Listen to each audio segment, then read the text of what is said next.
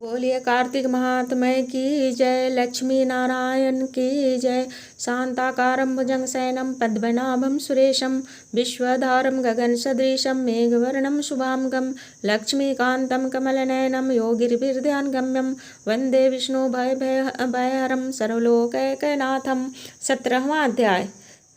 नैमिषारण्य तीर्थ में उपस्थित ऋषि मुनियों से सूत जी महाराज ने कहा, अब मोक्ष के देने वाले सब व्रतों में उत्तम एकादशी के व्रत का महात्म्य सुनो। एकादशी चाहे कृष्ण पक्ष की हो अथवा शुक्ल पक्ष की, उस दिन अन्न नहीं खाना चाहिए। एकादशी के दिन खाया हुआ अन्न पाप भक्षण के समान होता है।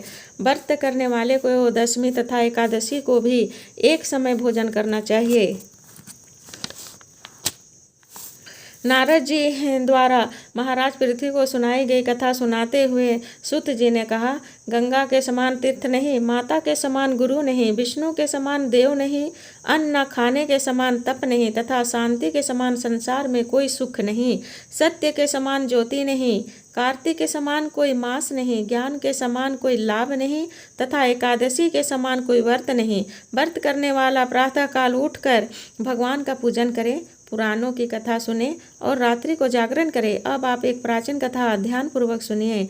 नर्मदा नदी के तट पर गालप ऋषि का शांत शोभायुक्त और मनोरम आश्रम था। उनका पुत्र भद्रशील भगवान विष्णु का परम भक्त था। भद्रशील अपने साथियों के साथ भगवान की मूर्ति बनाकर पूजन करता, साथ ही उन्हें उपदेश दिया करता कि वे भी भगवान का पूजन करें तथा एकादशी का व्रत करें। उपदेश सुनकर बालक भी ऐसा ही किया करते थे।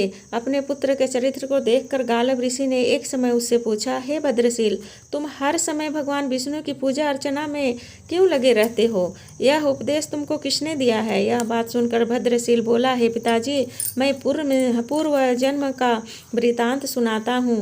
पहले जन्म में मैं चंद्रवंश में धर्मकृति नामक राजा था। दत्तात्रेय जी से मैंने शिक्षा दीक्षा ग्रहण की थी, साथ ही 1000 वर्ष तक राज भी किया था।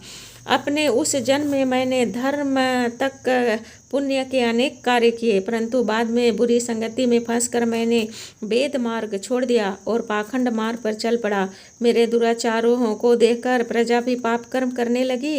इस तरह धर्मशास्त्रों के अनुसार प्रजा के पाप का 6ठा भाग भी मुझको मिलने लगा। एक दिन शिकार खेलने के लिए वन में गया। दिन भर भूखा प्यासा रहा। खाने पीने को मैं घूमता फिरता नर्मदा नदी के किनारे जा पहुंचा। उस दिन एकादशी का व्रत होने के कारण वहां पर एकत्रित अनेक वैष्णव भगवान का भजन कीर्तन कर रहे थे। भूख प्यास से व्याकुल और हारा थका होने के कारण मैं रात भर वहीं पर पड़ा रहकर कीर्तन सुनता रहा। प्रातः काल होते ही भूख प्यास से मेरे प्राण निकल गए। उसी समय यमराज के दूत आए और मुझ पापी को मारते पीटते हुए यमराज के पास ले गए। वहां पर यमराज ने चित्रगुप्त से मेरे पाप पुण्य का लेखा जोखा पूछा।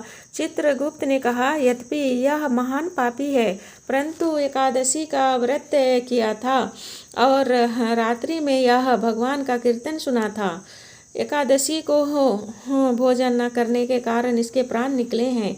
इस कारण इसके समस्त पाप नष्ट हो गए हैं। चित्रगुप्त की ये बातें सुनकर यमराज तत्काल अपने सिंहासन से उठकर खड़े हो गए और मुझे नमस्कार किया। फिर मुझसे बोले, हमसे बड़ी भूल हुई है, आप क्षमा करें। फिर यमराज अपने दूतों को धिक्कारते हुए कहने लगे, जो व्यक्ति भगवान के नाम का स्मरण करता है अथवा सुनता है उसको कभी हमारे पास मत लाना। जिसने अनजाने में भी एकादशी का व्रत किया हो उसके समस्त पाप नष्ट हो जाते हैं और उसे हमारे पास आने की आवश्यकता नहीं पड़ती। इसके बाद यमराज ने मेरा पूजन किया और फिर मुझे सुंदर विमान पर बैठाकर विष्णु लोक को भेज दिया। मैंने आपके यहाँ पर जन्म लिया है। एकादशी के व्रत की महिमा तो अपार है ही। जो इस कथा को सुनता अथवा सुनाता है उसके भी समस्त पाप नष्ट हो जाते हैं।